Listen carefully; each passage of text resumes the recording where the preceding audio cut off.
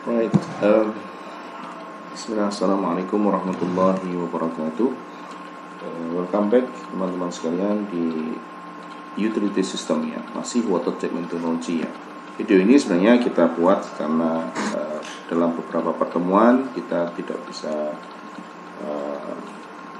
melakukan live lecture ya, jadi langsung, sehingga kemudian video ini kita buat untuk membantu saudara untuk memahami topik-topik selanjutnya.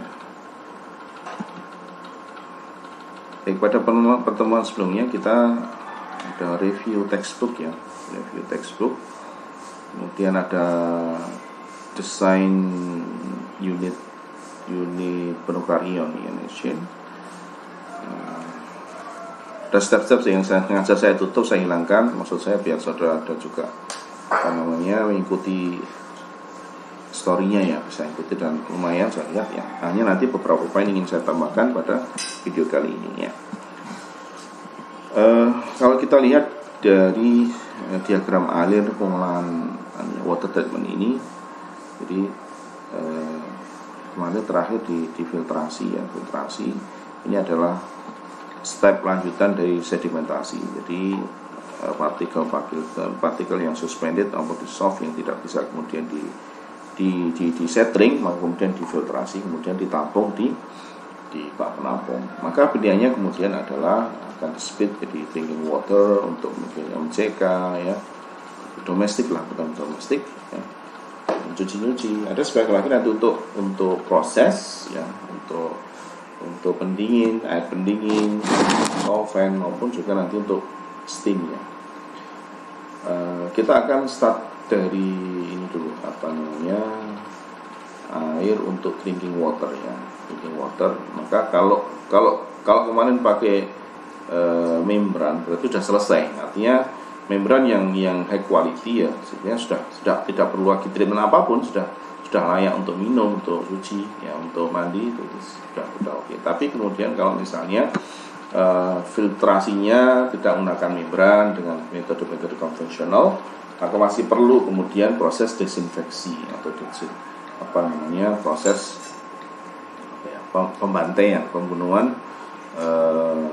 mikroorganisme yang memicu penyakit ya, desinfeksi ya. Kalau metodenya ya paling mudah, paling sederhana ya direbus ya, merebus air.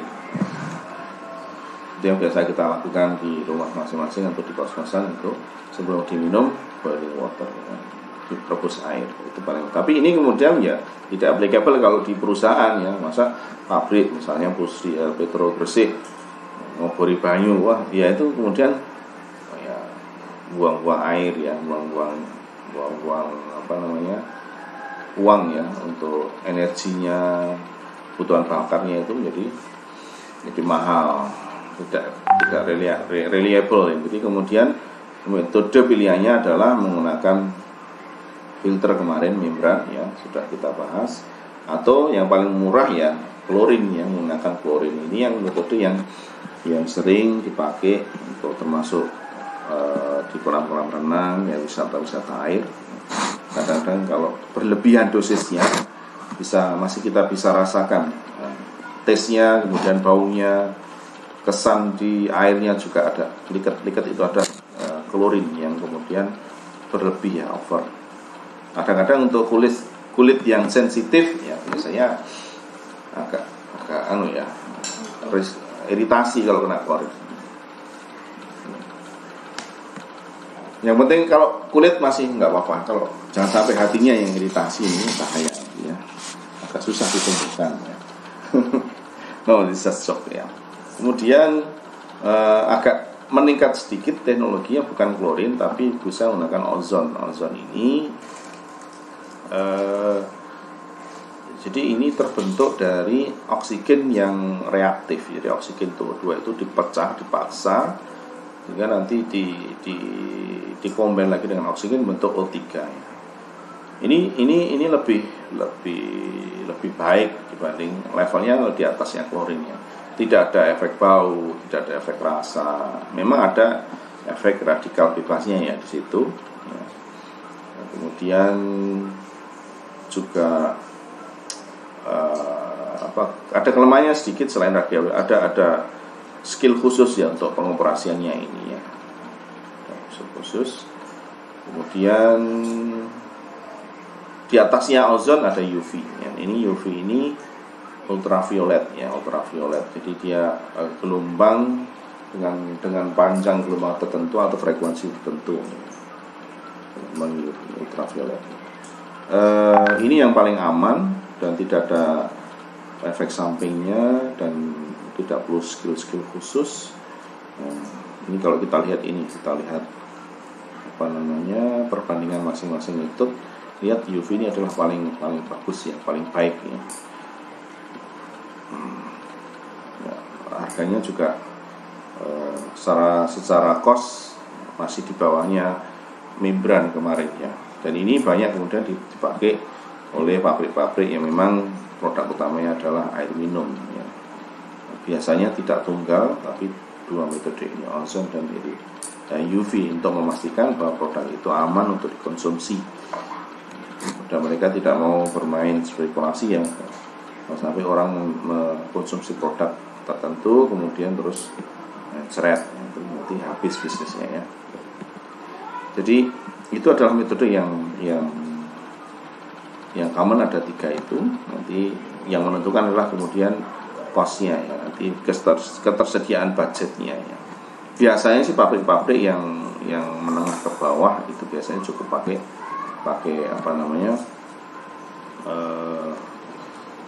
klorin ya, pakai klorin. Tapi biasanya kalau pabrik yang besar ya dia biasanya pakai ozon untuk pakai UV. Ini adalah gambarannya bagaimana proses radiasi UV itu ya. Ada lampunya di tengah, kemudian di sini dialirkan airnya ya. Bahkan sempat kemarin kita sharing ya, UV ini juga kemudian menjadi pilihan-pilihan untuk menangani COVID-19 ya, COVID-19. Jadi khususnya untuk virus yang tidak masuk tapi memang di luar ya, di luar. Jadi di ruangan kemudian yang diduga di surface ya, itu cukup baik ya. Ada 99% bisa diatasi dengan UV irradiation ini ya. Ini gambaran ozon, ada mesin ozon generatornya, ada yang mesin untuk menghasilkan ozon. Well, jadi itulah tiga metode yang common, yang 4 ini membrane yang kita sudah bahas sebelumnya.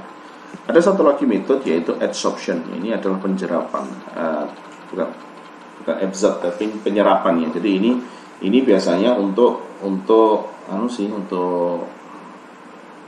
menangani turbidity ya, warna dan bau biasanya ya. Absorpsi ini dengan menggunakan adsorben, yaitu biasanya sih activated carbon ya, atau resin juga kadang-kadang dipakai juga. Memang kelemahannya kemudian ini ada masanya dia akan menjadi penuh dan kemudian perlu diregenerasi ya, itu saja sebenarnya. Baik teman-teman, itu yang kita bahas pada pertemuan ini, yaitu treatment air sehingga layak sampai untuk konsumsi maupun untuk MCK ya, untuk domestik ya. Bagaimana kalau kemudian untuk boiler produksi steam ya, kita harus memastikan air dari penampung ini kemudian layak memenuhi standar mutu boilernya. Jadi biasanya levelnya sudah level ion ya, berapa CAM nya maksimal berapa miligram atau berapa ppm ya, berapa ion kationnya, anionnya, itu semua harus dicek ya di sini. Maka kemudian unit yang penting di sini adalah ion exchange ya. Kita akan tinjau lebih lanjut di next part dari video ini ya.